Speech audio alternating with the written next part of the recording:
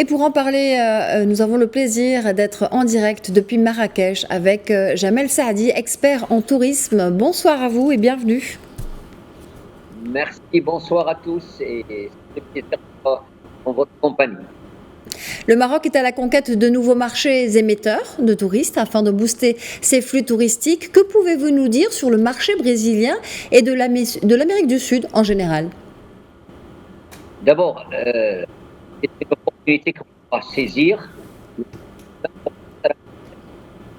C'est que récemment, on a pu faire des efforts au niveau de l'aérien, de l'Amérique du Nord, à faire aussi pareil vis-à-vis de l'Amérique latine. Alors, vis-à-vis de l'Amérique latine, heureusement que la Royal Air Maroc a pris une décision dernièrement pour le vol direct de São Paulo-Casablanca.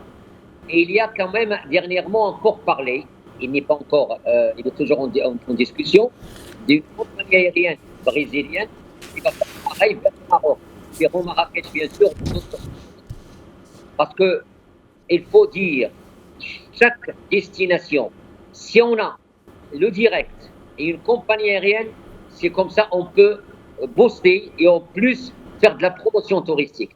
Certes, l'Office tourisme marocain, il y a maintenant une antenne à São Paulo, quelqu'un qui représente l'Office tourisme marocain à São Paulo, parce qu'avant, c'était à partir de Madrid ou bien sûr, de Lisbonne, de Portugal.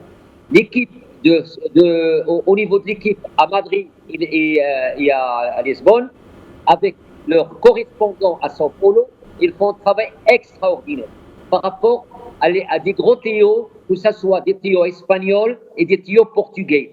Parce que, logiquement, on ne peut pas développer cette destination, surtout toute l'Amérique latine, sans l'aide des TO espagnols et portugais, qui sont en connexion avec les autres TO brésiliens, mexicains et argentins. Et là, certes, il faut quand même qu'on reste toujours en contact avec eux. Heureusement que les compagnies espagnoles et les compagnies portugaises, ils ont des liaisons via Lisbonne, ou via Madrid, via Barcelone, ou via Malaga.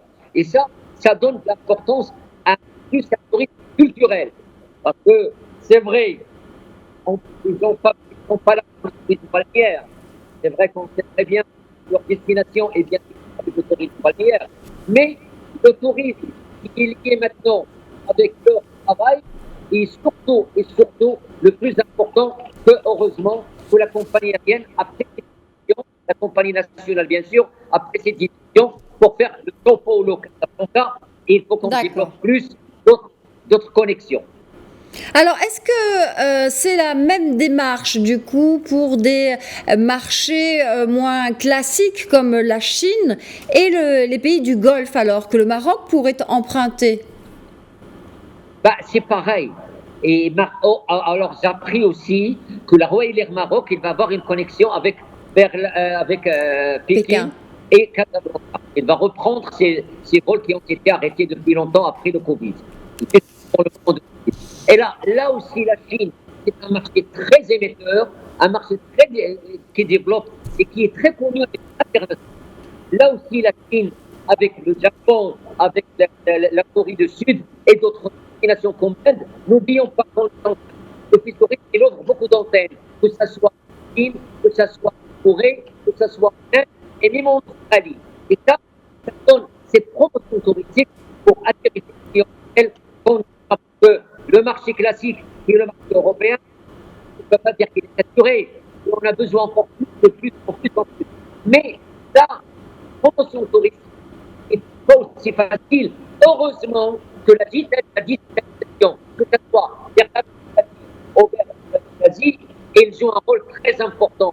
Et là, bien sûr, le tourisme vient en Europe et les compagnies, que ce soit européennes ou bien asiatiques, et qui sont sur place, qui leur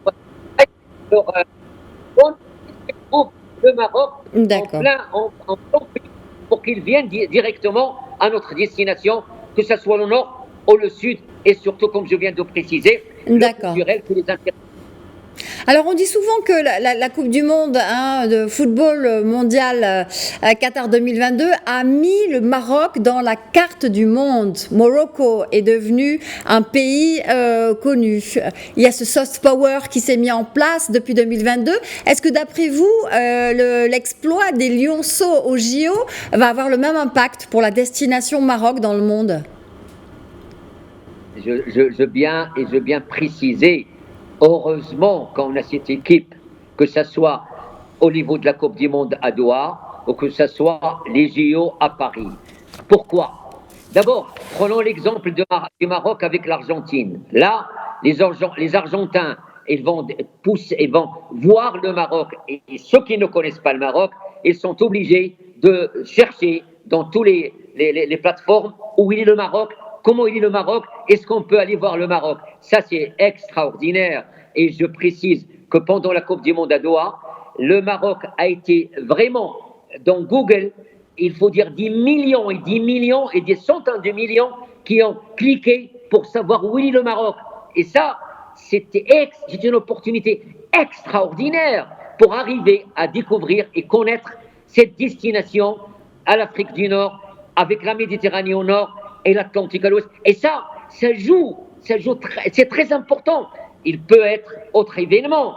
C'est pour ça que l'événementiel et le culturel jouent un rôle très important. Je donne un exemple. Vous savez que dernièrement, à Panama, l'Office Tourisme, on met une semaine culturelle au Panama. La même chose au Mexique. Et on peut faire la même chose en Chine. On peut la même chose en Inde. Parce que l'Office Tourisme a déjà fait ce qu'on appelle un workshop en Inde, à Delhi et à New Delhi, pour attirer et pousser les théos indiens de programmer le Maroc, qui est une destination phare.